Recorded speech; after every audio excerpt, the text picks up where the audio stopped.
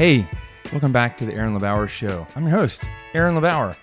By the way, if you don't know this about me, I love vintage scooters and vintage straight razors. One of my passions is like old things, but also fixing things with my hands. So here's what I'm going to talk about today in this episode is just about problems and how they're not unique, and some traits about successful people. But I just wanted to introduce a little story about me.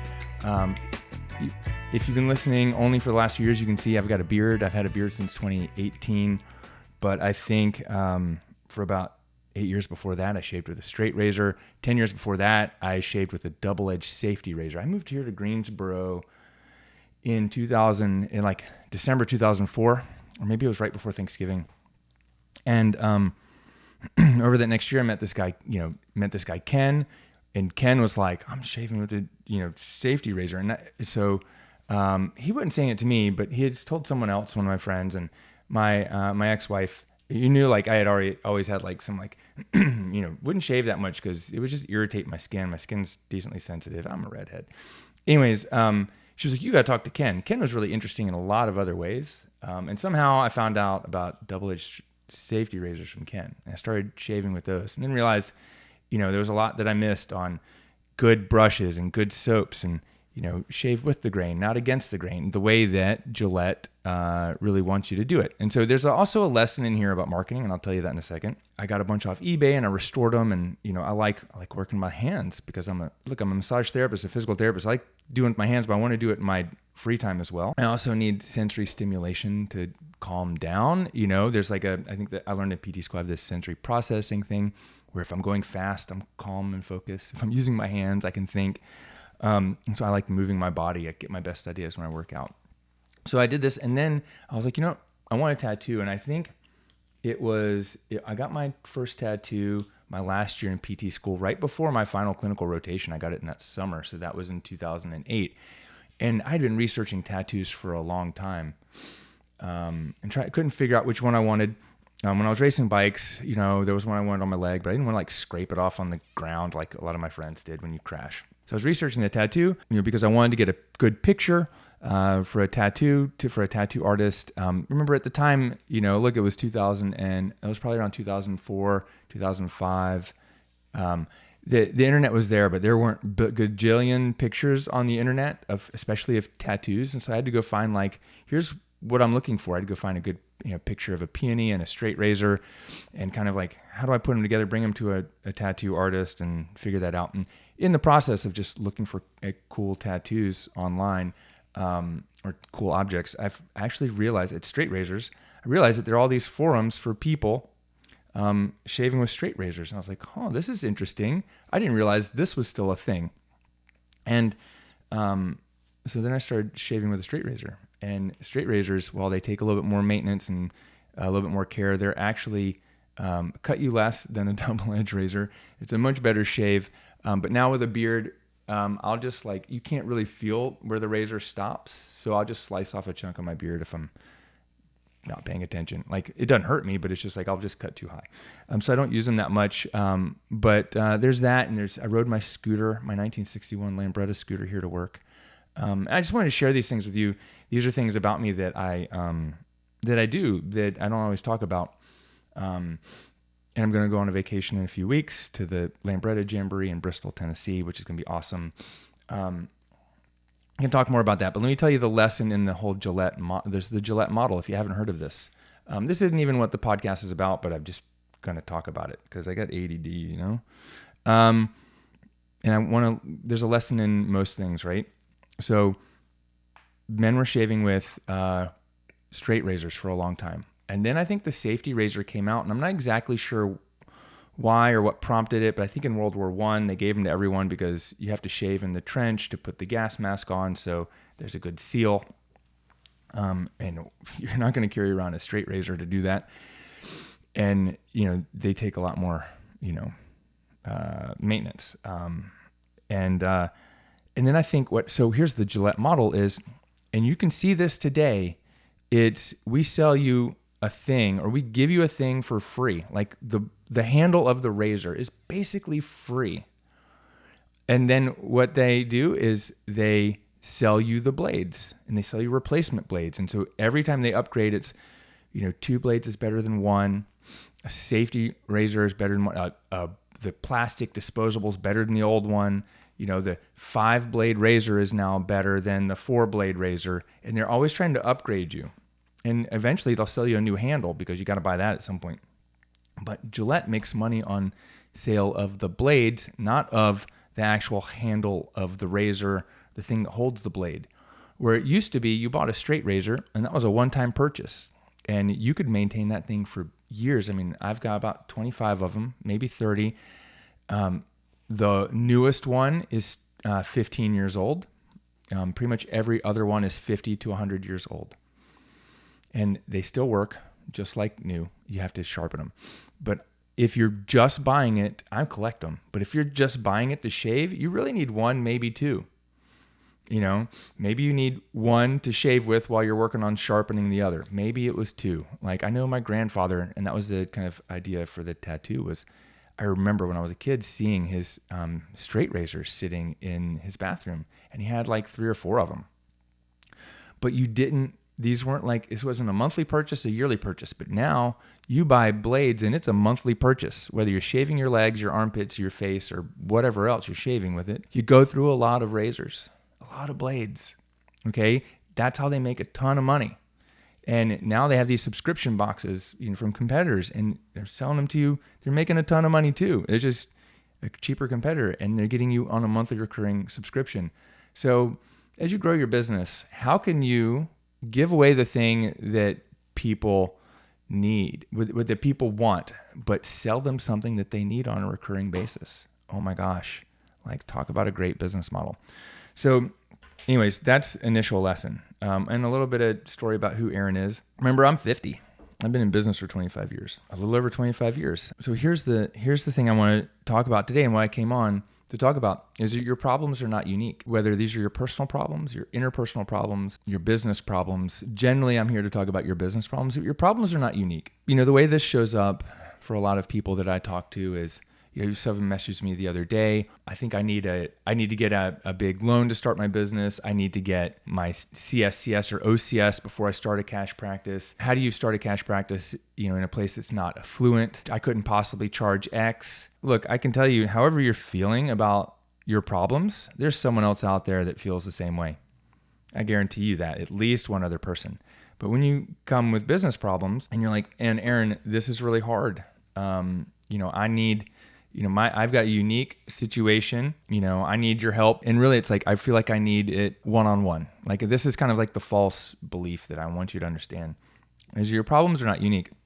And I can absolutely help you solve them one-on-one. I mean, I did that for a long time, but then there were so many people asking me the same questions that's when I started writing a blog, and then I built a course, and then, people besides just information needed the insights and implementation and ongoing accountability, and not just me holding your hand, but you got to show up. So do some work. You're coming to an event. You better be prepared. You come to Tuesday, be prepared. But it's also, let me give you bigger, better problems. Like Sarah Martinez is seeing 30 people a week, charging $300 an hour, making over $30K a month. And she's like, Aaron, I'm so busy.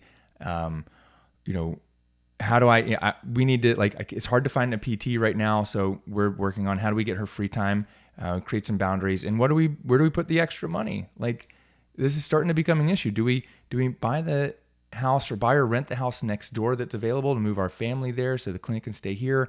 I mean, these are the good problems, but it's still not unique. It's unique to you. And that's the thing, is it's unique to you, and it feels like no one else has this. Likely because you've had other problems. Your experiences all combined are unique because you are unique. But at the end of the day, the business problem of I don't have enough money in the bank, or I don't have enough clients, I don't have enough leads, I don't know what to do about, do you take my insurance, or people don't want to pay $150, how could I possibly charge more? That's not a unique problem. It's not that it doesn't require a unique solution. It's more about, can I help you and 20 other people at the exact same time with the same answer all get better, faster results? Yeah, I absolutely can.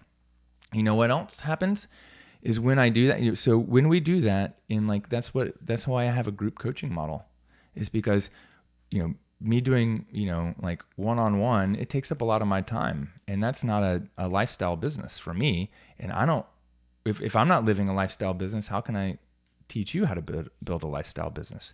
But two, the results come so much faster because when you ask a question to me in a group setting in front of people, whether it's, in our Platinum Mastermind, whether it's in Cash PT Nation, in our PT Business Ignition group for our private coaching clients, or at an event, on a webinar, a workshop, something, when you ask on a Zoom, when you ask a question in front of a group of people, who are your peers? Number one, generally a safe space. Sometimes there's not safety because then people need to be booted.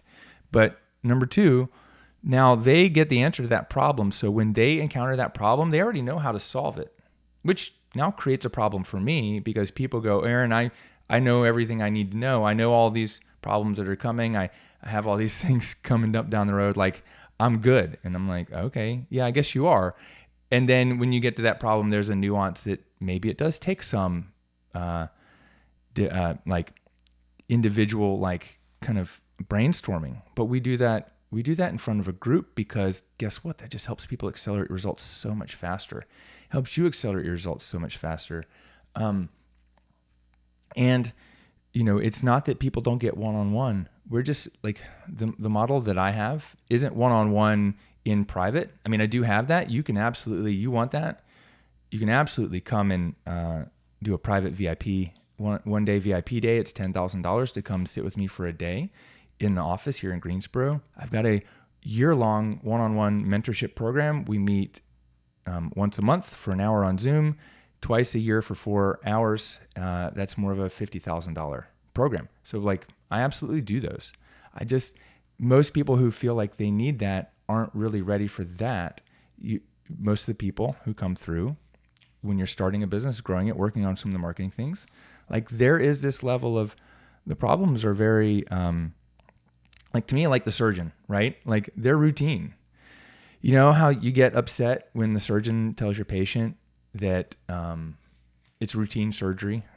You just need, and it's like they have a little bit of like back pain and the surgeon's like, not like you should go to physical therapy or you should walk or you should like do yoga. Oh, we should just do some surgery. It's totally routine. I'm like, routine surgery is not routine for my patient. Like let's make it the last option.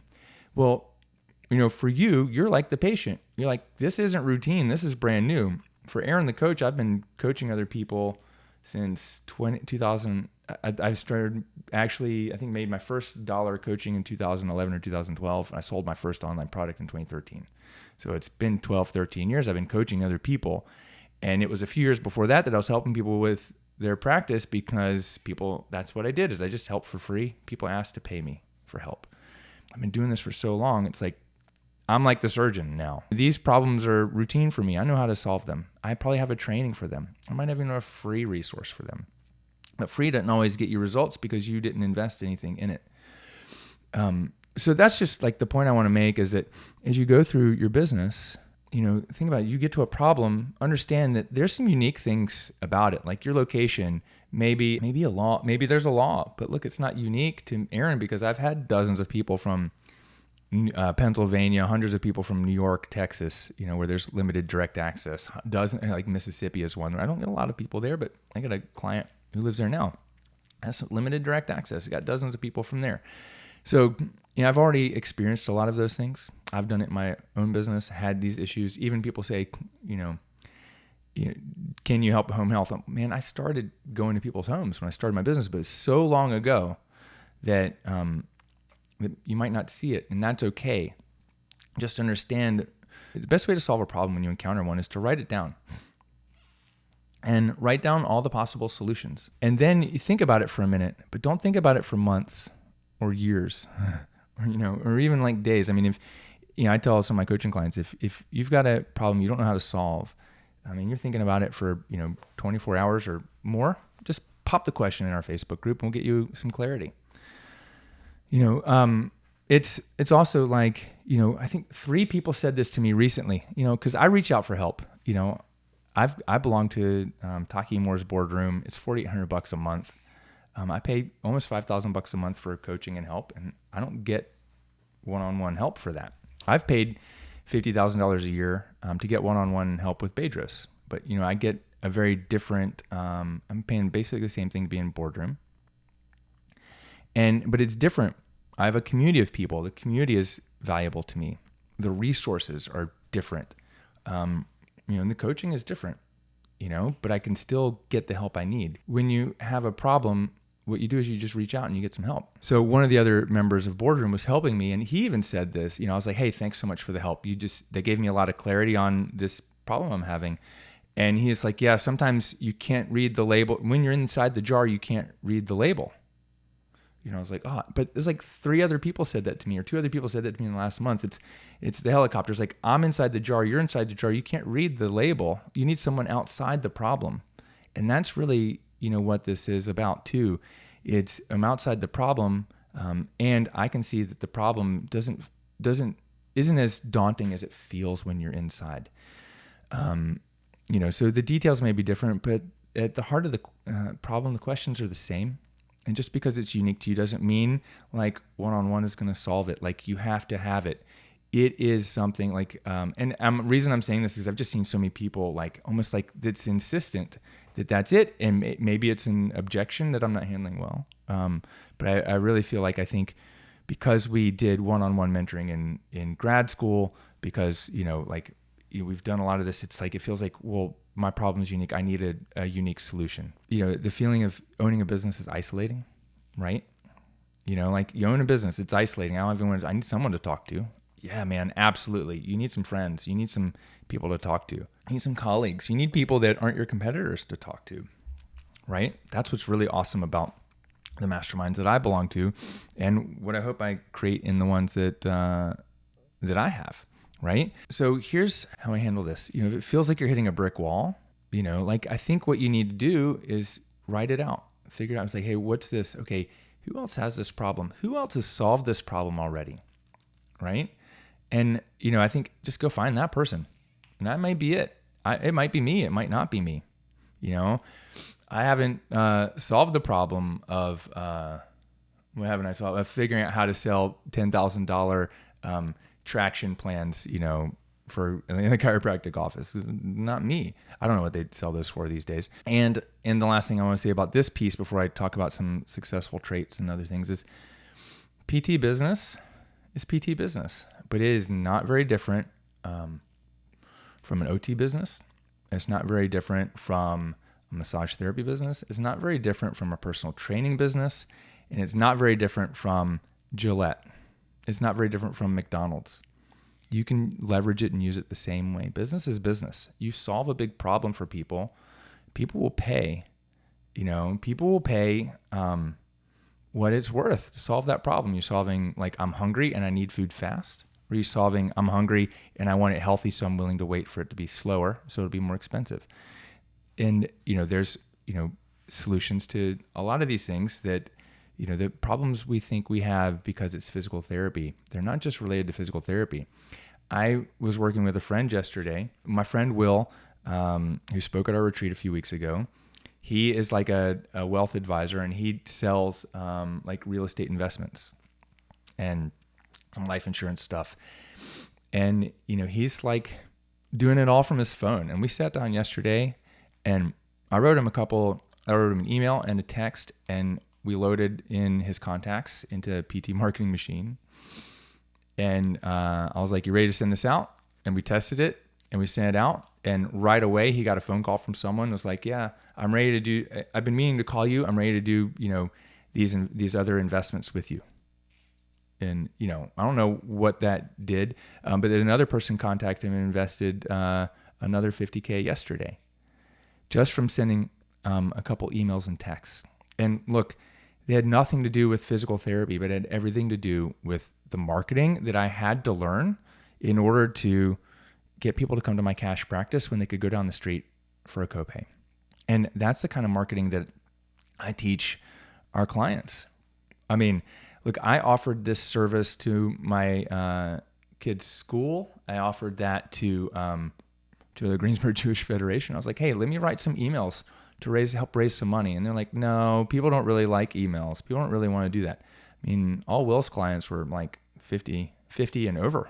maybe, I don't know, maybe there are a couple that are younger, but the people that called him yesterday were like, in their 60s and 50s, and they answered the text and they answered the email. And this stuff is so powerful.